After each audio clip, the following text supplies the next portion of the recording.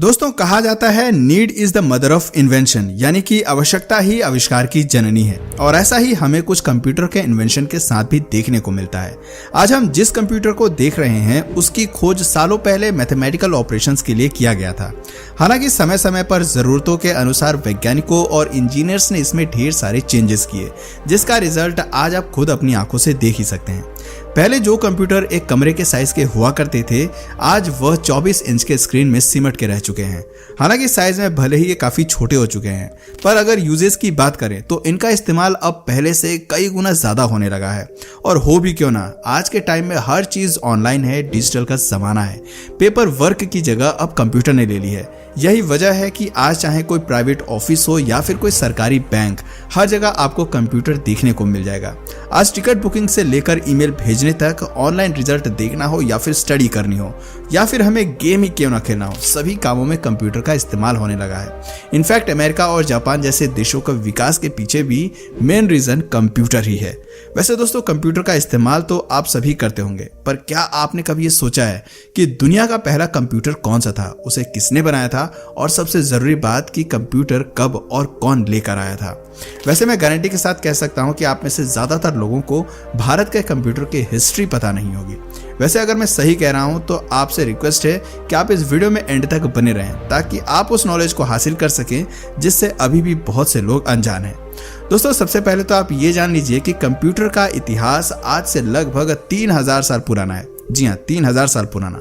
दरअसल 300 BC में चीन में बेबीलोनियंस द्वारा एक मशीन बनाई गई थी जिसका नाम एबेकस था।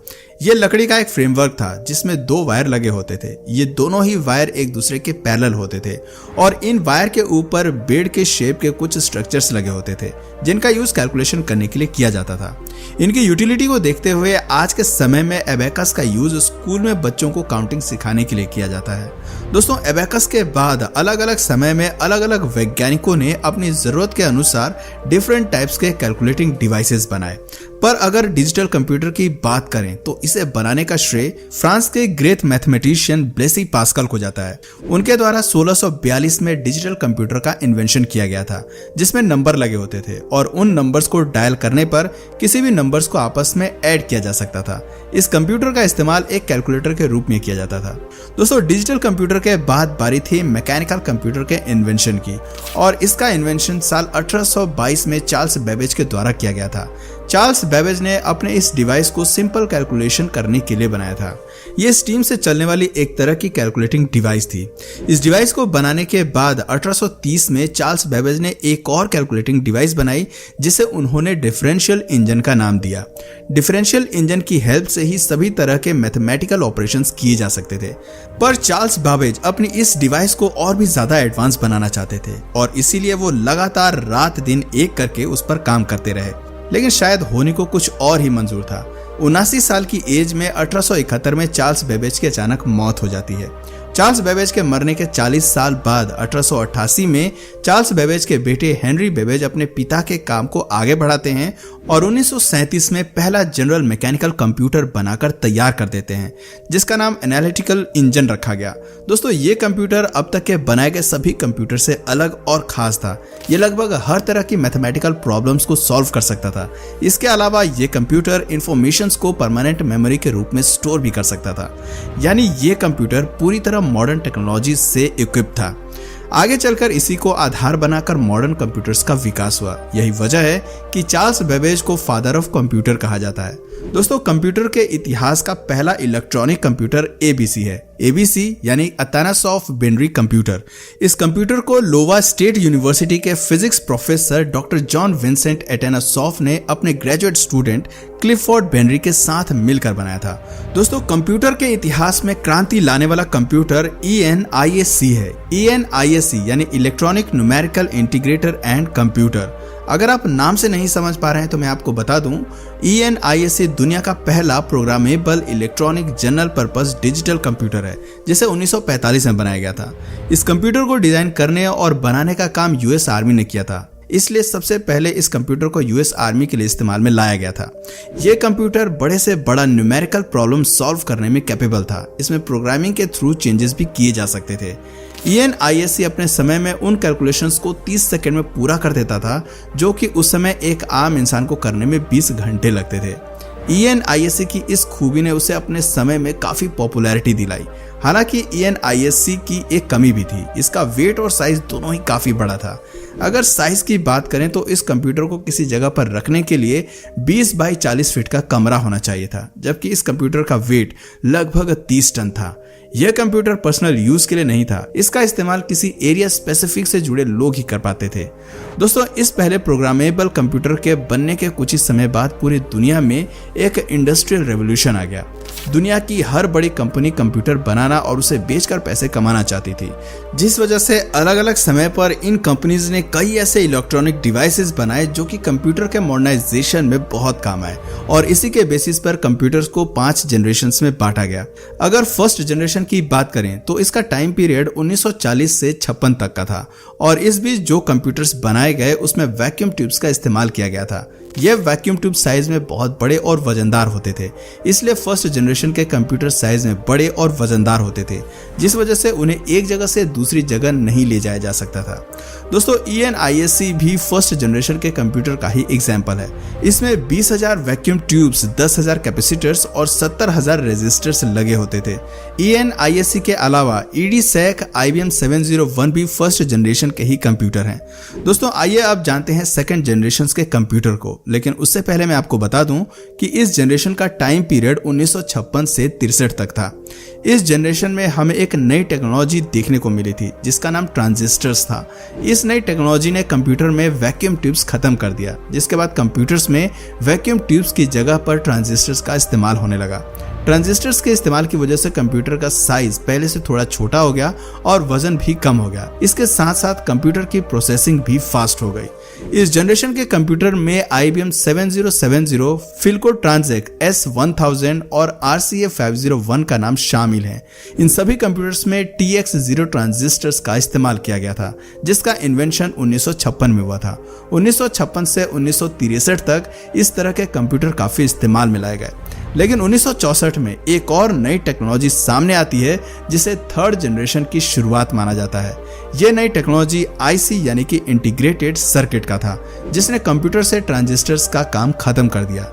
इससे कंप्यूटर का साइज और छोटा हो गया और साथ ही ये सेकंड जनरेशन के कंप्यूटर से और भी ज्यादा फास्ट कैलकुलेशन करने लगा। दोस्तों, IC के इन्वेंशन के बाद से दुनिया में कंप्यूटर का रूप ही बदल गया, और इसका अंदाजा आप इस बात से लगा सकते हैं कि आज भी ICs का इस्तेमाल कंप्यूटर में किया जाता है, और इसी तरह से थर्ड जनरेशन को गोल्डन जनरेशन का नाम दे दिया जाता है। दोस्तों, थर्ड जनरेशन के बाद 1972 से फोर्थ जनरेशन की शुरुआत होती है। इस जनरेशन का महत्व इसलिए भी बढ़ जाता है क्योंकि इसमें कंप्यूटर्स एक बड़े कमरे से निकलकर लोगों के डेस्क तक आ गए थे। दरअसल इसी जनरेशन में माइक्रो प्रोसेसर का इन्वेंशन हुआ, जिसने कंप्यूटर को सुपर फास्ट के साथ साथ कॉम्पैक्ट और डेस्कटॉप तक ला दिया, जिस वजह से आम इंसान भी अब बहुत ही आराम से इसे खरीद सकते थे और उसका यूज कर सकते थे। इस जनरेशन के कुछ मेन कंप्यूटर्स में अल्टेयर 8800, IBM 5100 और मिक्राल का नाम आता है। दोस्तों, इसके बाद आता है फिफ्थ जनरेशन। ये जनरेशन कंप्यूटर के युग का सबसे मॉडर्न जनरेशन है, जिसकी शुरुआत हुई है साल 2010 में, लेकिन ये अभी भी चल रही है और शायद आगे भी चलती जाएगी, क्योंकि इस जनरेशन के कंप्यूटर में AI यानी कि आर्टिफिशियल इंटेलिजेंस का इस्तेमाल किया जाता है। और AI कितना पावरफुल है इसके बारे में तो आप सभी जानते ही होंगे। AI के आने के बाद से इंसान अपने लैंग्वेज में कंप्यूटर से बात कर सकता है, उसे जिस तरीके से चाहे इस्तेमाल कर सकता है। कोर्टाना, सिरी, एलेक्सा जैसे AI टेक्नोलॉजीज हमें इसी युग के कंप्यूटर में देखने को मिलते हैं। दोस्तों, अब आइए हम अपने आखिरी सवाल पर आते हैं, जिसका जवाब जानना हमारे लिए सबसे ज्यादा जरूरी हो जाता है, क्योंकि ये सवाल हमारे देश से जुड़ा हुआ है। हमारे देश भारत में कंप्यूटर कब और कौन लेकर आया था? दोस्तों, भारत में कंप्यूटर युग का आरंभ साल 1952 से माना जाता है, क्योंकि इसी साल भारत में पहला कंप्यूटर द्विजेश दत्ता मजूमदार द्वारा कोलकाता के इंडियन स्टैटिकल इंस्टीट्यूट में लगाया गया था। इसके बाद बेंगलुरु में भी भारतीय विज्ञान संस्थान में इसी तरह के एनालॉग कंप्यूटर लगाए गए। पर दोस्तों, अगर सही मायने में देखा जाए तो भारत में कंप्यूटर युग की शुरुआत 1956 में हुई, क्योंकि इसी साल भारत में पहला डिजिटल कंप्यूटर लाया गया था, जिसका नाम HEC 2M था। HEC2M कंप्यूटर को इंग्लैंड में बनाया गया था। इसे ब्रिटिश इंजीनियर और फिजिसिस्ट एंड्रयू डोनाल्ड बूथ ने बनाया था। इस कंप्यूटर की कीमत उस समय इंडियन करेंसी में 10 लाख रुपए थी। इस कंप्यूटर की लेंथ 10 फीट, विड्थ 7 फीट और हाइट 6 फीट थी। इस कंप्यूटर को भी कोलकाता के भारतीय विज्ञान संस्थान के अंदर लगाया गया था। ये भारत का पहला इलेक्ट्रॉनिक बेस्ड कंप्यूटर था और इस तरह के कंप्यूटर का इस्तेमाल जियोग्राफिकल कैलकुलेशंस और साइंटिफिक वर्क्स के लिए किया जाता था। जिस समय इस कंप्यूटर को भारत में लगाया गया था, उस समय भारत जापान के बाद एशिया का दूसरा देश बन गया था जो इस तरह की कंप्यूटर टेक्नोलॉजी का इस्तेमाल कर रहा था। दरअसल HEC2M नामक इस कंप्यूटर में इनपुट और आउटपुट के लिए पंच कार्ड का उपयोग किया गया था। हालांकि आगे चलकर इसमें प्रिंटर को भी जोड़ दिया गया। दोस्तों, HEC2M के बाद साल 1958 में एक और कंप्यूटर भारत में लाया गया। भारत ने इस कंप्यूटर को रूस से खरीदा था, जो आकार में HEC2M से भी बड़ा था। इस कंप्यूटर का नाम यूरल था। भारत में HEC2M और यूरल दोनों ही कंप्यूटर का इस्तेमाल साल 1964 तक किया गया था। इसके बाद भारत में IBM कंपनी के द्वारा बनाया गया कंप्यूटर IBM 1401 को कोलकाता के इंडियन स्टैटिस्टिकल इंस्टीट्यूट में लगाया गया। ये एक प्रकार का डेटा प्रोसेसिंग कंप्यूटर सिस्टम था। इस कंप्यूटर सिस्टम को IBM कंपनी ने साल 1959 में बनाया था और बनने के 5 साल बाद ही इसे भारत में लगा दिया गया। दोस्तों, साल 1966 तक भारत में जो भी कंप्यूटर इस्तेमाल में किए गए वो सब विदेशों से खरीदे गए थे। लेकिन साल 1966 में भारत की 2 इंस्टीट्यूशंस, इंडियन स्टैटिस्टिकल इंस्टीट्यूट और कोलकाता की जादवपुर यूनिवर्सिटी ने मिलकर भारत का पहला स्वनिर्मित कंप्यूटर बनाया, जिसका नाम ISUZU था। दोस्तों, इससे पहले भारत जिन भी कंप्यूटर का इस्तेमाल करता था, फिर चाहे वो HEC2M हो या URL, ये सभी वैक्यूम ट्यूब पर बेस्ड थे। लेकिन भारत में बने ISUZU में ट्रांजिस्टर का इस्तेमाल किया गया था। भारत में बना पहला सुपर कंप्यूटर परम 8000 था। इसके बारे में तो आप डेफिनेटली जानते ही होंगे। खैर, अगर नहीं जानते तो मैं आपको बता दूं कि परम 8000 को CDAC यानी कि centre for development of advance computing द्वारा साल 1991 में आर्किटेक्ट P भाटकर की टीम द्वारा डेवलप किया गया था। संस्कृत भाषा में परम का मतलब सर्वोच्च होता है और जैसा कि इसका नाम है, जब परम 8000 सुपर कंप्यूटर पूरी तरह से बनकर तैयार हुआ था, उस समय यह दुनिया का सबसे पावरफुल कंप्यूटर था। इस सुपर कंप्यूटर को बनाने में 3 साल का समय और 3 करोड़ की लागत आई थी।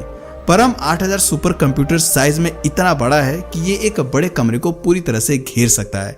इस सुपर कंप्यूटर को बनाने में सबसे बड़ा योगदान नालंदा यूनिवर्सिटी के चांसलर डॉक्टर विजय P भाटकर का था। इसलिए इन्हें आज father of Indian super computer भी कहा जाता है।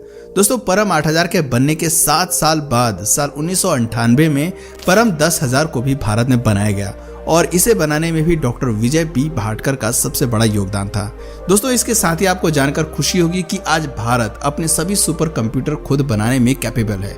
इनफैक्ट आज के समय में पूरी दुनिया में भारत अपने सुपर कंप्यूटर को एक्सपोर्ट भी करता है। तो दोस्तों, आज के लिए फिलहाल इतना ही। आपका फेवरेट लैपटॉप कौन सी कंपनी का है, नीचे कमेंट सेक्शन में जरूर बताएं। और अगर इस वीडियो से आपको कुछ नया जानने या सीखने को मिला या फिर इंटरेस्टिंग लगा तो प्लीज इस वीडियो को एक लाइक करके अपने फ्रेंड्स और फैमिली में से जरूर शेयर करें। और यदि आप इस चैनल पर नए हैं तो प्लीज इस चैनल को सब्सक्राइब करके बेल नोटिफिकेशन आइकन को ऑन कर लीजिए ताकि हमारे आने वाले वीडियोस आप मिस ना करें। मिलते हैं फिर किसी वीडियो में नए टॉपिक के साथ। तब तक के लिए नमस्कार।